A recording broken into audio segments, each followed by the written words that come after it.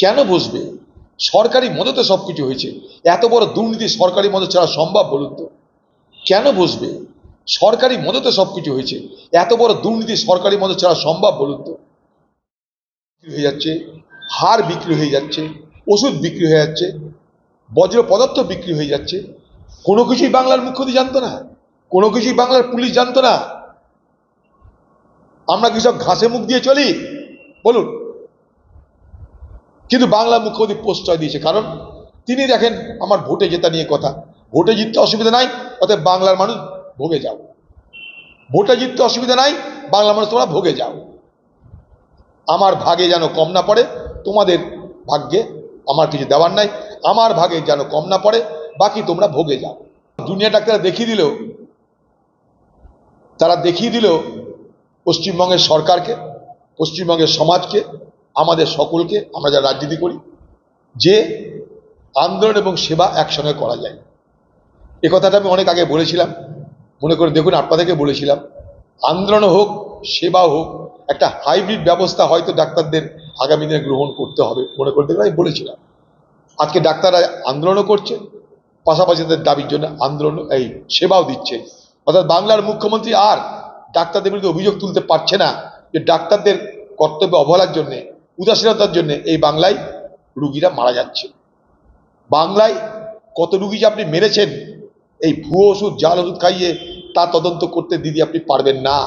আর আপনি কিছু জানতেন না, এ কথা আমি বিশ্বাস করি না। বাংলার কেউ বিশ্বাস করেন যে আপনি কিছুই জানতেন না। আজকে যারা অভিযোগ করছে, সে অভিযোগপত্র, যাদের বিরুদ্ধে অভিযোগ, তাদের ঘরে পাওয়া যাচ্ছে। হ্যাঁ, অভিযোগ যারা করছে, সে অভিযোগের পত্র হুবহু যাদের বিরুদ্ধে অভিযোগ, তাদের ঘরে পাওয়া যাচ্ছে। আপনার কাছে যেগুলো গেছে, আপনিও পাঠিয়ে দিয়েছেন তাদের ঘরে। চোরকে বলছেন চুরি করতে, আর গৃহস্থকে বলছেন সাবধান হতে। বহুত চোর আছে, নিরুপাক্ষ সন্ধিগত শেষ কথা নয়। গোটা ব্যবস্থাটাই দুর্নীতিগ্রস্ত, গোটা ব্যবস্থাটা ক্যান্সারাস হয়ে গেছে। যেখানে গোটা ব্যবস্থা ক্যান্সারাস, সেখানে থেরাপিও আরো করা দরকার। সব রকম থেরাপি সেখানে অ্যাপ্লাই হওয়া দরকার। সিধা কথা এখানে কাজ হবে না। পশ্চিমবঙ্গের সমস্ত হাসপাতালের পরিকাঠামো ভেঙে পড়েছে। পশ্চিমবঙ্গের প্রত্যেকটা জেলা হাসপাতাল বলুন, বাংলার মুখ্যমন্ত্রীর সাধের যে সুপার স্পেশালিটি, সব জায়গায় পরিকাঠামো বলে কিছু নেই, পরিকাঠামো ভেঙে পড়েছে। তাই আজকে প্রাইভেট নার্সিংহোম এবং যাদের পয়সা আছে তারা সব বাইরের রাজ্যে চলে যাচ্ছে, আর এখানে যারা থাকে তাদের ভাগ্যের উপর নির্ভর করতে হচ্ছে। পশ্চিমবঙ্গে যে তৃণমূল সরকার এবং মুখ্যমন্ত্রী, সে ঘটনাচক্রের স্বাস্থ্যমন্ত্রী, সে ডাক্তারদের সঙ্গে কথা বলেছে মানে এটা নয় সে ডাক্তারদের সব কথা মেনে নিয়েছে। নিরুপায় হয়ে তাকে ডাক্তারদের সঙ্গে আলোচনায় বসতে হয়েছে।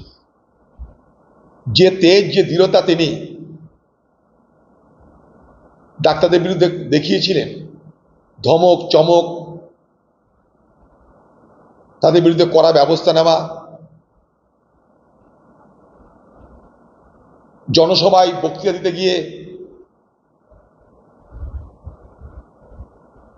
সাপের ফোঁস করার গল্প, ডাক্তারদের বিরুদ্ধে এফআইআর করার গল্প, ডাক্তারদের ভয় দেখাতে কোনো ত্রুটি তিনি করেননি।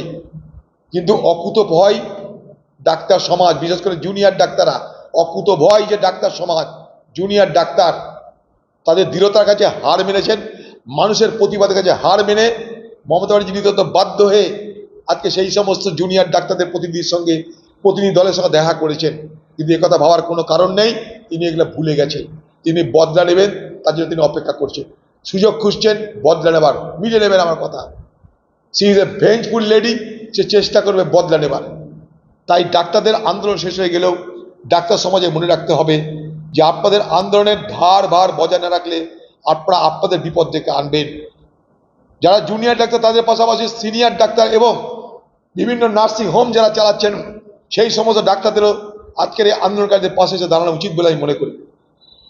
খুব বড় সর্বনাশ হয়ে গেছে এই বাংলার। আগামী দিনে কারা ডাক্তার হচ্ছে, সেই ডাক্তারদের মধ্যে কাদের কি যোগ্যতা আমরা জানি না, আমরা অন্ধকারে।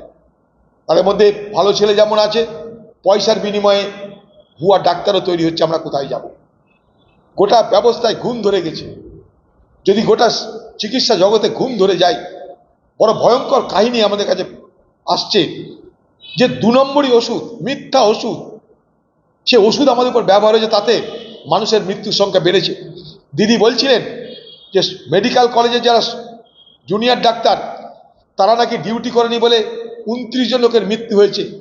আমাদের দাবি জাল ওষুধ খাইয়ে জাল ওষুধের ট্রিটমেন্ট করে আমাদের এই রাজ্যে কত মানুষের মৃত্যু হয়েছে তার তদন্ত হোক। যদি হিম্মত থাকে, হিম্মত তাহলে তার তদন্ত করুন। জাল ওষুধ খাইয়ে মানুষকে মেরে দেওয়া হয়েছে, 2 নম্বর ওষুধ খাইয়ে মানুষকে মেরে দেওয়া হয়েছে। আমি না, ডাক্তাররা বলছে। অপারেশন করার পর অপারেশন সফল হয়েছে, কিন্তু যে ওষুধ, সে ওষুধ কাজ করছে না, ফলে যাদের বেঁচে যাওয়ার কথা তারা মারা যাচ্ছে। এই বাংলায়, এই মুখ্যমন্ত্রীর আমলে, এই স্বাস্থ্যমন্ত্রীর আমলে তার বিচার কে করবে? তার তদন্ত কে করবে? অথবা আন্দোলন থামালে চলবে না, চলবে না, চলবে না। দেখুন, আমি তো এটা প্রথম দিন বহু বছর আগেই বলেছি, কেউ একতরফা জল ছাড়তে পারে না। মাল্টিল্যাটারাল অর্গানাইজেশন, এখানে এটা একটা রেগুলেটরি বোর্ড আছে, সেখানে ঝাড়খণ্ড সরকার আছে, রাজ্যের সরকার আছে, দিল্লির সরকার আছে। হ্যাঁ, বড় বড় যে বাঁধগুলো রয়েছে, ড্যাম যেগুলো রয়েছে, সেখানটায় মাটি কাটার সমস্যা আছে, ড্রেজিং করার নিশ্চয়ই সমস্যা আছে। আপনি ফারাক্কায় যান, সেখানেও একই সমস্যা। ভারতবর্ষে যতগুলো ড্যাম আছে সেখানে ড্রেজিং করার প্রচুর সমস্যা আছে, অস্বীকার আমরা কেউ করছি না। তার জন্য কেন্দ্রীয় সরকারের ব্যবস্থা করা উচিত, কিন্তু সেইটাকে অজুহাত দেখিয়ে আমি যে কিছু করলাম না তার জন্য সাফাই গাওয়াটা ঠিক নয়। কারণ আমরা যখন জানি ওখানে জল যখন তখন ছেড়ে দিতে পারে, তাহলে আমার রাজ্যে যে নদীগুলো আছে সেই নদীগুলোর জল বহন করার ক্ষমতা বাড়াতে হবে আমাকে। তার জন্য 100 দিনের কাজ ছিল। 100 দিনের কাজ চুরি না করে নদীকে কাটাই করলে, নদীর পলি সরালে আরামসে হয়ে যেত। নদীর বালি সরিয়ে নদীর গর্ত বাড়ালে, নদীর জল ধারণ ক্ষমতা বাড়ালে অনেকটা ঠেকাতে পারতাম আমরা। দেখুন, প্রাকৃতিক দুর্যোগ এগুলোকে আমরা আটকাতে পারি না, মানুষের ক্ষমতার বাইরে। কিন্তু আমরা কি করতে পারি? তার তীব্রতাকে হ্রাস করতে পারি, তার তীব্রতাকে কমাতে পারি। পশ্চিমবঙ্গ সরকার সেটা করেনি। আর যখন ঘটে গেছে, প্রতি বছর যখন বান হয়, বানের পর ত্রিপল নিয়ে যাবে, বানের পর কন্ট্রাক্টর নিয়ে যাবে, বানের পর বালি আর বাঁশ নিয়ে যাবে। গঙ্গার, পদ্মার এই ভাঙন আর ডিবিসির এই জল ছাড়ার এই তীব্রতা বাঁশ দিয়ে ঠেকানো যাবে না। বরং বাঁশ আমাদের জন্য, আমাদের জীবনে বাঁশ হওয়ার আগে, আমাদের জীবনে বাঁশ দেওয়ার আগে আপনি অন্য কোনো ব্যবস্থা নেওয়া উচিত ছিল। অর্থাৎ শুখা মরশুমে কাজ করে আমাদেরকে রক্ষা করা উচিত ছিল, সেটা আপনি করেন। আপনি দেখান তো, বন্যা নিয়ন্ত্রণে কত টাকা রাজ্য সরকার খরচ করেছে, ভাঙন নিয়ন্ত্রণে রাজ্য সরকার কত টাকা খরচ করেছে, বলুন বলুন, তদন্ত হোক। এখন যেই বন্যা আসবে ম্যানমেড, তা না হলে বলবে গডমেড, আল্লামেড। আমি বলছি এটা ওম্যানমেড, আপনার ভুলের জন্য হয়েছে।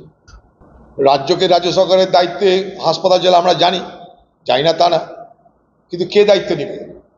যেখানে সরকারের তরফ থেকে যারা প্রতিনিধি, যারা সরকারের রোগী কল্যাণ সমিতির মাথা,